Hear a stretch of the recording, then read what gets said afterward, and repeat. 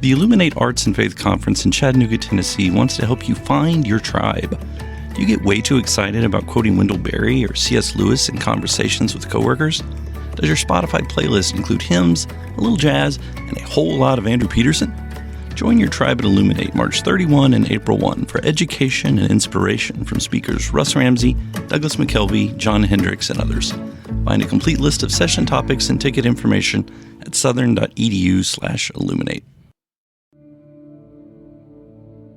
In 2024, I set out to meet as many poets as I could and spend an hour with each one. I got more than I bargained for, more insight, more clarity, more hope. It's proved to be one of the richest highlights of my life.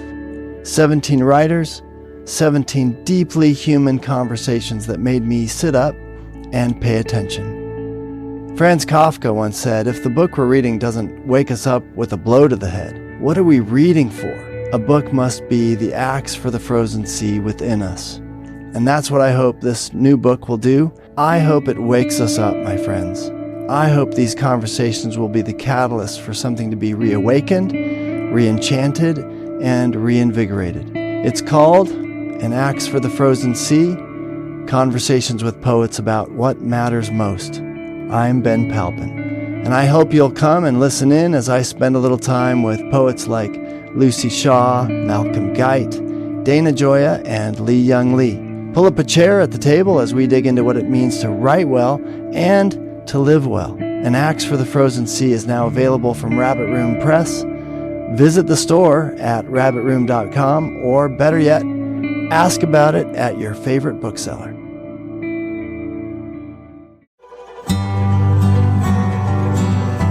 Welcome to the Habit Podcast, conversations with writers about writing. I'm Jonathan Rogers, your host.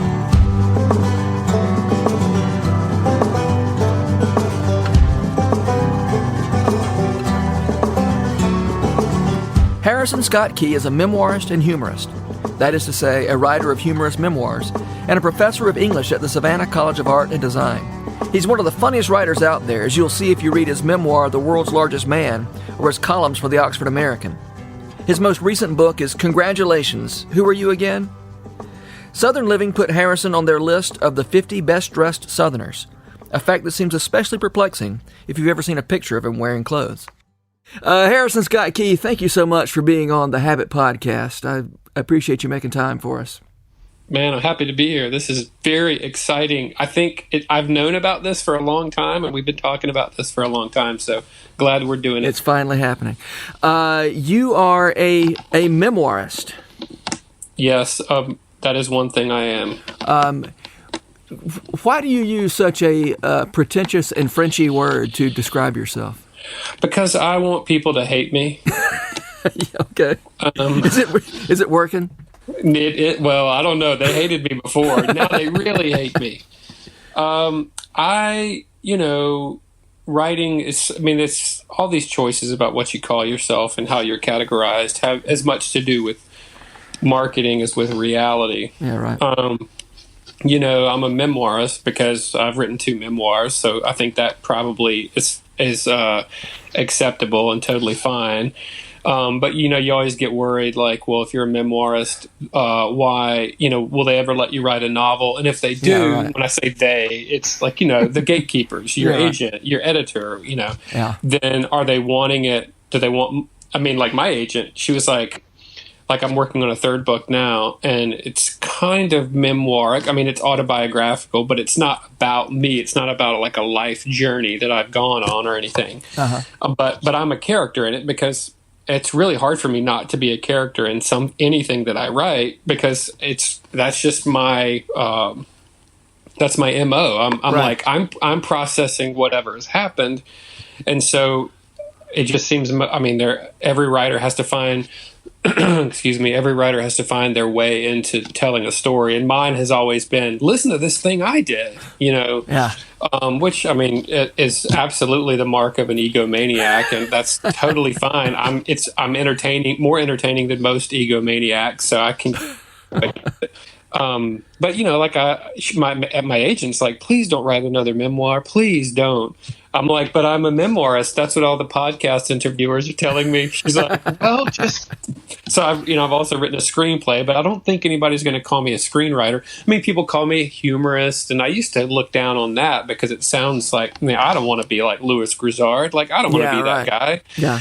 But then Louis Grizzard and Jerry Clower made a lot of money, so I don't want to put that down either. But you want to have a net. You just really you just want to be a writer and an author.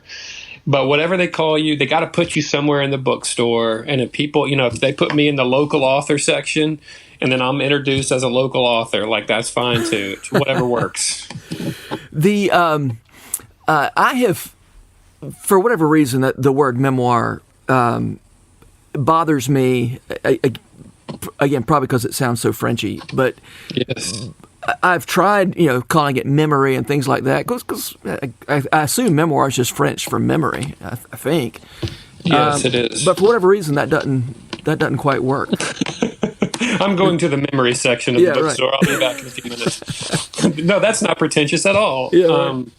No, I think creative nonfiction is probably. People ask me what I write. That's usually my answer. I say I write funny stories, or at least mostly funny. Most of them are, things that happen to me. So creative nonfiction feels like a better, slightly. That's more like a species and not a genus. Yeah, right. Or of what it is. But because I do, I've written travel things. I'm still a character in it. I wouldn't call it memoir, but I've written travel stories, and I've written things that are.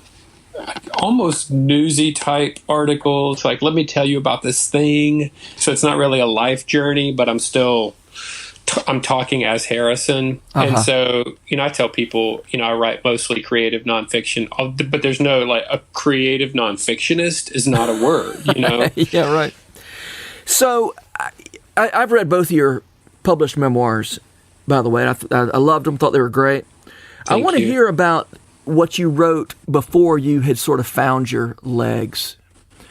Would you be willing to talk about it a little bit? Some of your bad memoir before your good memoir?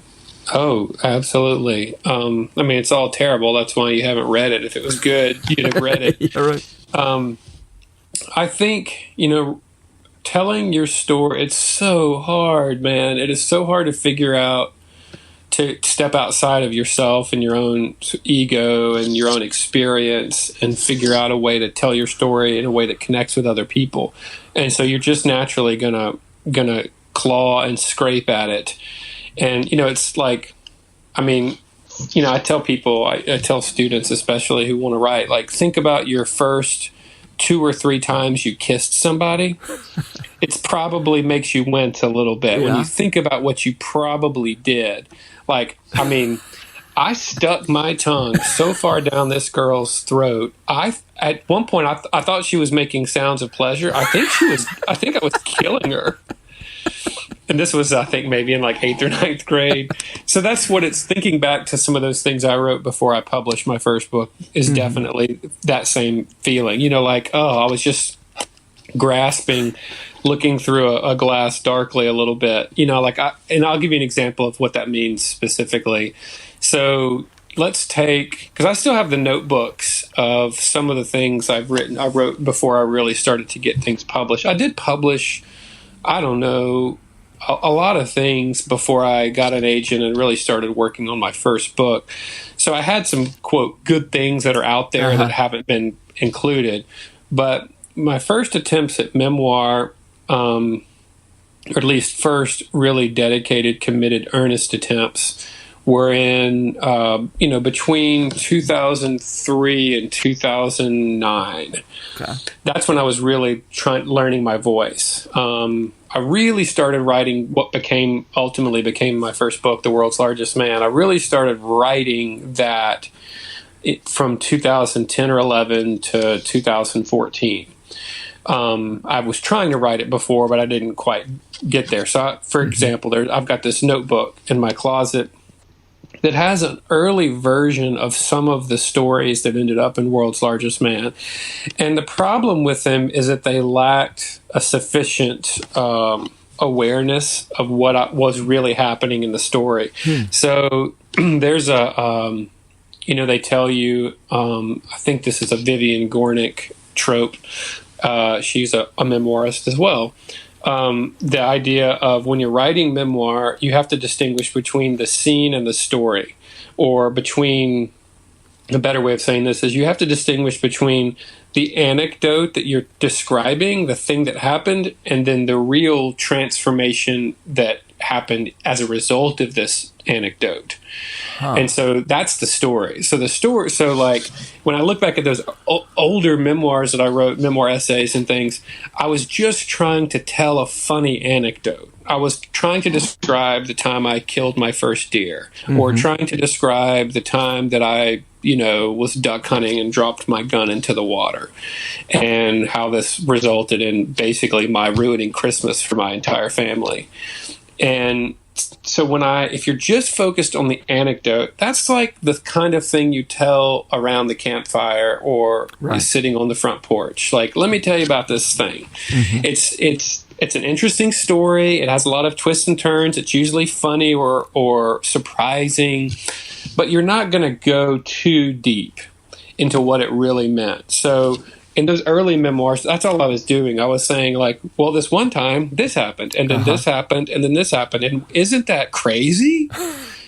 And I always said that anecdotes, they're liable to say anything, but what they always say is, what a world is this? That's exactly right. Just like, isn't that crazy? It's the kind of thing that we would tell around the dinner table, like, that where my father would end it with, ain't that something? Ain't that something? Takes all kinds, or it's always something. He would talk about, his truck blowing up, and then it ended with, it's always something, ain't it? Like, I guess I've never had a truck blow up, but I guess in your world that happens. So yeah, an anecdote is just like it's the kind of thing that you have told more than once because it's a ain't that something kind of story. Yeah. Now, but a memoir is something very similar but very different from that, and figuring that out is the key to writing great memoir, I think. And when I'm teaching it, it's the key, because what you really, to really figure out what it means.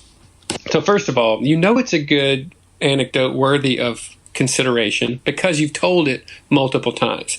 So there's something in your heart and in your mind that tells you, this story describes a fundamental truth of the human experience. I must share it with people, whether it's silly or funny. Like there's that one Christmas of 1996.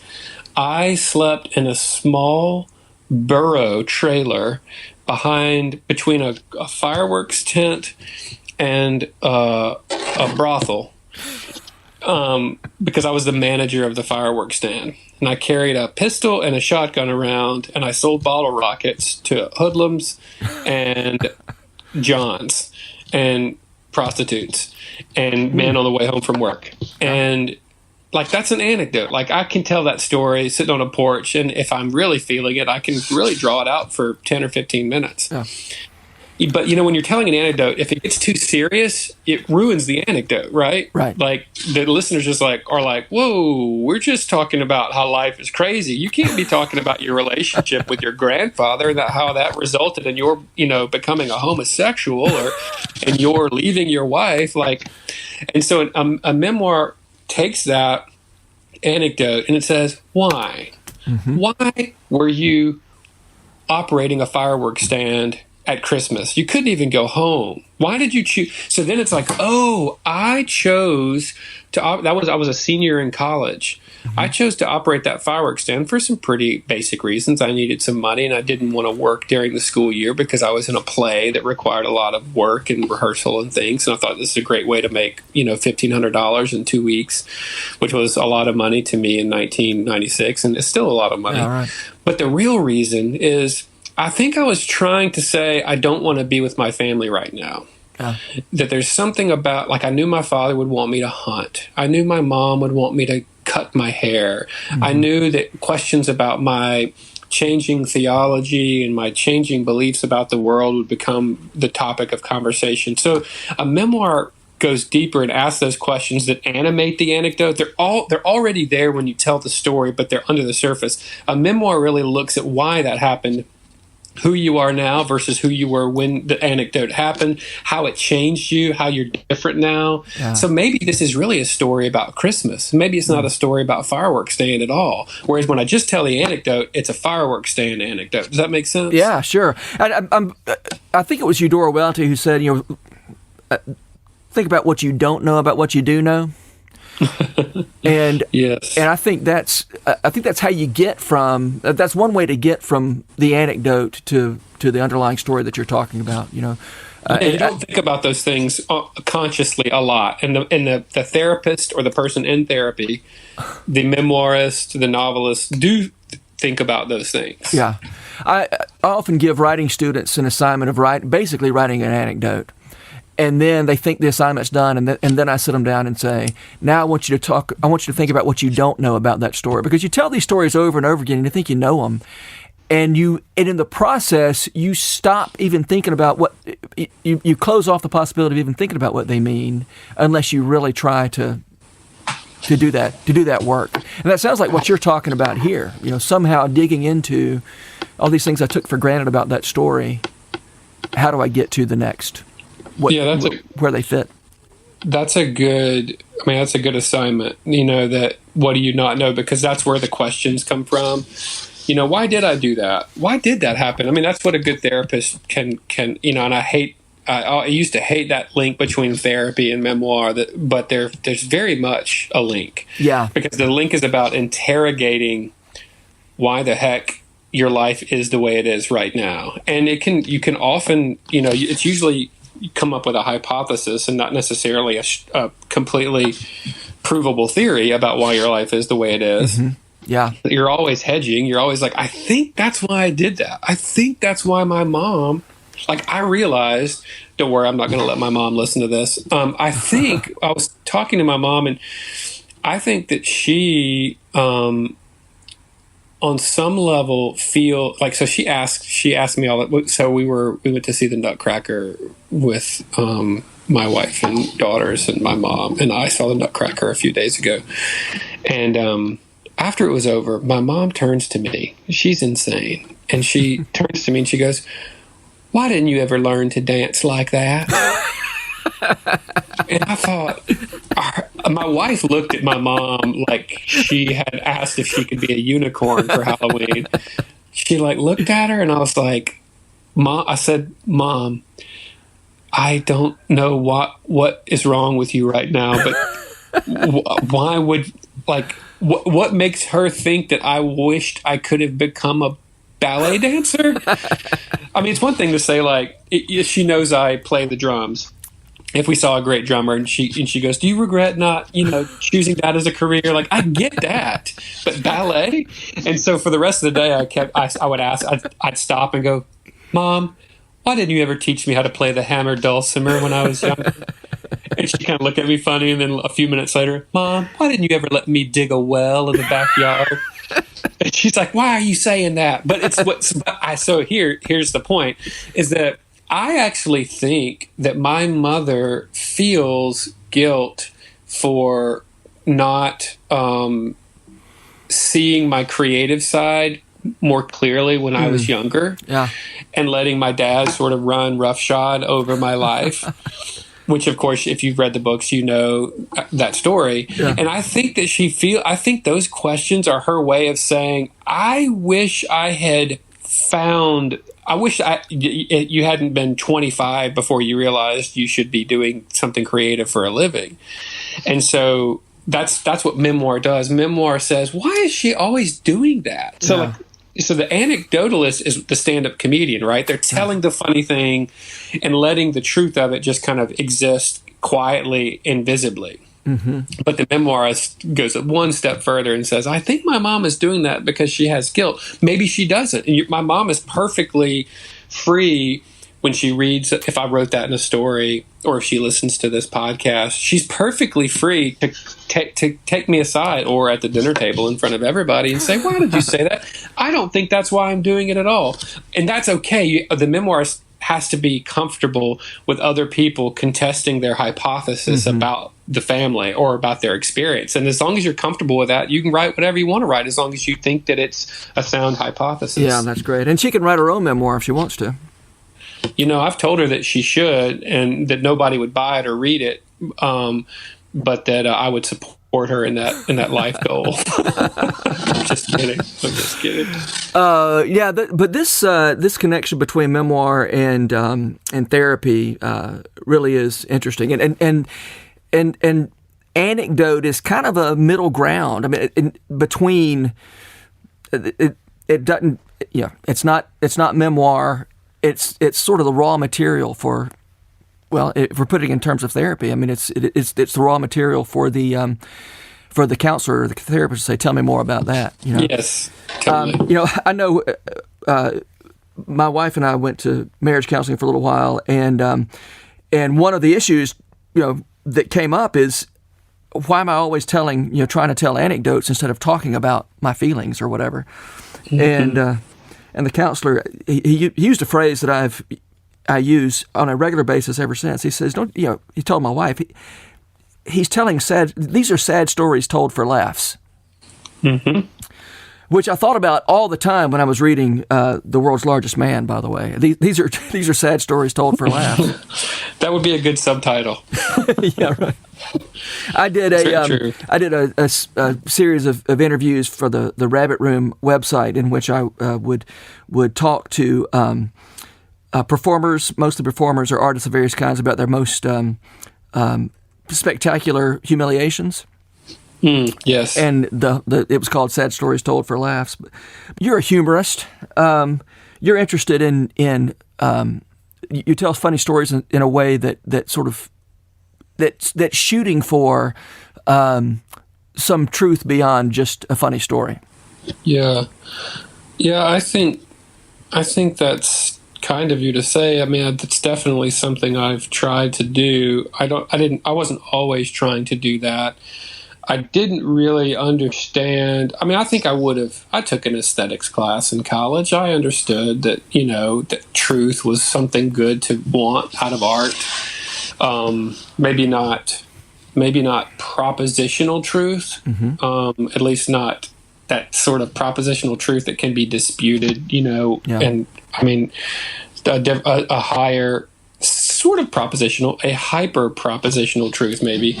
But so I think I always knew that. But as an actual person trying to write stories, I really just wanted to make people laugh. I didn't get that the truth is why people were laughing, and that the sadness was why people were laughing. Huh. I mean, I think every anecdote is a sad story. Every anecdote ever told is a sad story, and even the ones that seem like funny party stories that you tell, even that's a sad story. Like, everything is rooted in some sort of like, life really screws you up every once in a while, doesn't it? Isn't that just like life? Just like you said earlier. I mean, that's sad. The idea is that, like, bad things happen. Listen to this one bad thing that happened. It was hilarious because it happened to somebody else. And so I think every anecdote is a sad story. And especially, when there's truth there, the truth is like, you even if it's a happy story about your happy Christmas in 1985, you're sad because it's gone. You're mm-hmm. sad because that was, I don't know, 80 years ago. I can't do math. It was a long time ago. So I do think every story is a sad story. But when I was first started writing, I was just trying to make stories funny. I didn't realize that yet. I think my heart knew it. I think my heart knew that truth was in sadness and comedy was embedded in that somewhere. But my medulla oblongata did not know. And I'm sorry, my cerebellum did not know it. And so as I'm writing these funny stories, like this earlier memoir stuff I told you about, I thought, something's flat here. Something's missing. Yeah. And I was like, oh, it's not funny because it's not sad yet. Wow. Okay. And I can make it funny if I can figure out why this makes me so sad. And then when I figured that out, then it really comes alive. It's a weird dance though, because if you're just thinking, let's make it funny, it won't be funny. And if you're just thinking, let's make it sad, it probably will be sad and nobody will read it. And so it's this weird dance. But once I realized, a story is about truth, and that's what. Otherwise, it's just stand-up comedy. Otherwise, I mean, I could do stand-up comedy. I could leave my wife and children and move to Atlanta and do that, and probably have a sitcom within 5 years. Like, I could totally do that. But I like my family, and I'm not going to leave them. And so, writing stories that get to truth somehow feels much more meaningful to me than just telling anecdotes, just being funny. You know, I do think some stories in World's Largest Man, I read some of that and I'm like, oh, wow, it took me a long time to get to the real stuff in that story. You can tell, like, that I snorted some horse or something and was just really trying to be funny. And I wince a little bit when I read some of those stories, but I do think they're very funny. Yeah, they are funny. You in your second book, congratulations, Who Are You Again? Did I get that title right? You did. Describing sort of the memoir you were writing before you figured out how to do it. You said, and I'm reading here, it was a derivative work of nonfiction that was such a poor representation of memory and history that it seemed to cheapen everything that mattered from my past. I want to hear more about that. I mean, in what way did those earlier attempts cheapen the stories you were? I mean, maybe it's what you've already been talking about. Yeah, I think it's exactly what we've been talking about. That I was taking sort of the most memorable anecdotes from my life, many of which I have told in different forms. Whether I was like, you know, I was in a performance studies class. I was in several performance studies classes where we wrote monologues about our past or whatever, and we would perform them for the other grad students. So I was taking these stories that I had done lots of different things with. When I did stand-up comedy for a short period, I told some of these stories. When I wrote monologues, I told these stories. So I was taking these stories and I was just writing them down for laughs. I was just writing them down to be like, this crazy thing happened, and then this crazy thing happened.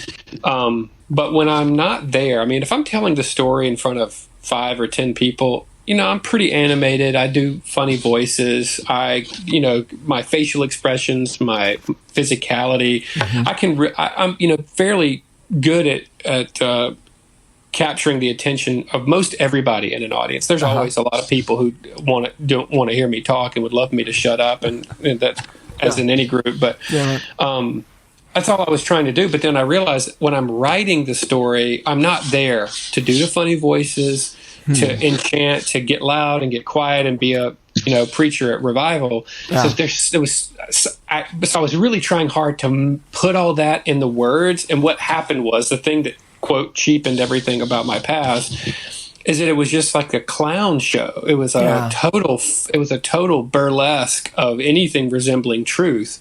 It was just trying to be silly and zany. Like, every moment that could be funny, every possible description that could be funny, I would highlight. And I totally ignored, like, what my dad was trying to teach me in that story, or what lessons I actually pulled out of my own experience from that. And so when I went back to when I really broke through and figured out my voice, I realized I can make it funny and I can still say true things in them. And that's when it really clicked for me. I sometimes when I read stories that students have written, you know, two different, I mean, lots of things happen, but here are two things that happen. One is that somebody will just write a quiet little story about something that's not especially funny and that's not especially earth-shattering, and they're self-conscious because it's neither funny nor earth-shattering.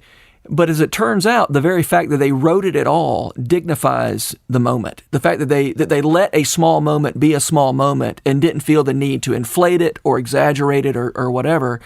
It just feels like you just dignified this moment by acknowledging, just by telling it straight. And then on the other hand, I get the flip side of that is the students who feel like I've got to ratchet this up with, hyperbole or whatever. And it just feels like you undignified this moment by not telling the truth about it. Mm-hmm. I think that's true. I mean, I guess it really depends on the tone of the student, how they describe things. For example, I am a naturally ridiculous person. Mm-hmm. That's how I talk. I mean, that's, when you and I were just talking, like, that's how I think, and it's how my mind works. And so for me, to when I take a story and try to make it sound writerly, and make it sound maybe even simple, that can undignify it, right? That can because it doesn't sound like Harrison. It doesn't sound like me, like when I gave my father's eulogy. It was really funny. It may have been the funniest thing I'd ever delivered for an audience. And it was so sad. By the end of it, I was bawling. And everybody was crying except my children, who were like, "What is happening right now?" But it was so funny. So for me, it's like, it's not that I'm making it funny externally. I'm not artificially making it funny. Like, if I tell a story funny in a way that Harrison is funny, then that I'm actually giving you the truth, because I'm giving you, like, here's how it felt to be that. But but I totally hear what you're saying too, because I wrote a couple of things that ended up in the first book that were just, every now and then I will take off the pressure. And I think the more I've written, the better I've gotten at it. You don't have to be funny. You don't have to, you're not earning the favor of a live audience who might walk out at any moment. Yeah. You are writing for a reader. They bought your frickin' book, or somebody gave it to them. They are sitting down and reading it. You can calm down a little bit, Harrison. Just say what happened. And then maybe you go back and maybe you make it funny, a little funnier, or maybe you quiet it down or make it a little louder. But there was a moment, there were a couple of moments in the first book where I just said, stop trying to be funny and just say what happened. And if you say what happened really stoically, it might actually sound funny. Yeah. And so I think that Charles Portis is excellent at that. Oh man, I love that. He's my, my favorite living novelist. He's still with us, and his work is I love his work so much because it's so, he just describes things how they are. And I've tried to do that more and more the older I've gotten. Yeah. All right. We're getting close to the end of our time, but I always end with this question: who are the writers who make you want to write? Well, I said Portis, and he's definitely one, because what I like about him is not just his sense of humor, but he's writing stuff that's very Southern, and it feels Southern, but it also feels very universal. It's not corn pone. It's not cliched. I love that he tells a story that's a Southern story, but it takes place, in the 70s in Little Rock and in Central America. Like, that's great. So I love the freshness of that. Who else? It's really, of course, Flannery O'Connor is a favorite. I haven't read her novels or her short stories in probably 2 or 3 years. I go back to them every now and then. I'm a big fan of Lewis Norden. I don't know Lewis Norden. Oh man, you gotta listen. You gotta read Wolf Whistle. Okay. Which is this really funny and sad story. It's essentially a fictionalization of the murder of Emmett Till. Really? But it is so weird and funny. It's funny because the tangential characters are just so pathetically sad. And the main character who's murdered, he's like, his ghost narrates part of it. Really? And there are turkey buzzards who date back to the Civil War, who are still like, there's like a colony of them who are still alive, and they have a memory. It's so weird and interesting. and it's very funny. There are passages in it that are just like heartbreakingly funny. And to do that in a novel that fictionalizes one of the great tragedies of American history is so strange. And that's what I love about it. Like, that's ballsy. That is so amazing. And not just that, but like a white guy from Mississippi was the one who wrote it. Like, how... That gives me a lot of hope for hurting people's feelings. That's his best and most well-known work is Wolf Whistle. Definitely Flannery O'Connor. You know, I just love Shakespeare still for the plots and how complex and how keen on what it's like to be a human. What am I reading lately? I'm reading. I just read The Natural. Bernard Malamud's book for the first time, and I thought it was really funny, even though it's kind of I think it's kind of a sad movie. I've never seen the movie, but it's a very funny book, and I loved it. I'm reading a totally disgusting book right now called The Fermata by Nicholas Baker, and it's really funny, but it's kind of sleazy, and it's weird. It's a book that would be really fun to teach because it has a lot of debates. You could have students debating, like, is this ethical, what the characters are doing and whatnot. But I don't really have, I read something every month that makes me wish I had written it. And I don't really have, like I said, I love Portis, I love Lewis Norton, I love Flannery O'Connor. But on some level, those are probably fairly predictable answers, being from the South and, being a white guy and being a believer.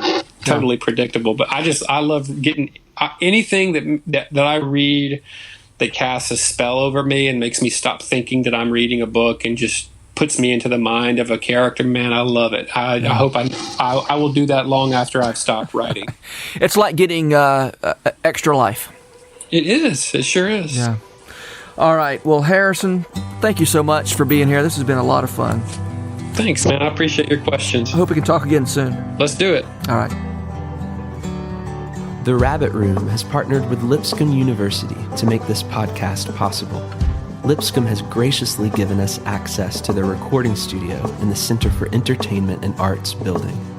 We're so grateful for their sponsorship, their encouragement, and the good work they do in Nashville.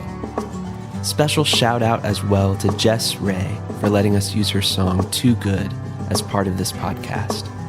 Visit jessraymusic.com to hear more of her beautiful songs. The Habit membership is a library of resources for writers by me, Jonathan Rogers.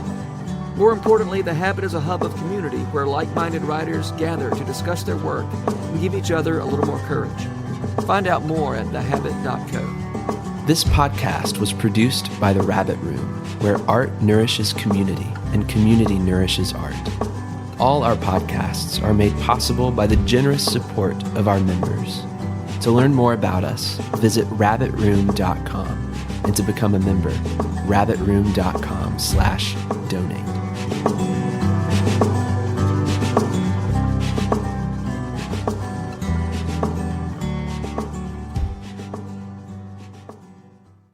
If you've enjoyed this podcast episode, consider joining the Rabbit Room membership. Your membership helps sustain this community, funding everything from publishing and podcasts and theater productions to events and programs that support artists who create with a Christ-centered vision. We'd love to have you on board. Learn more at rabbitroom.com/member.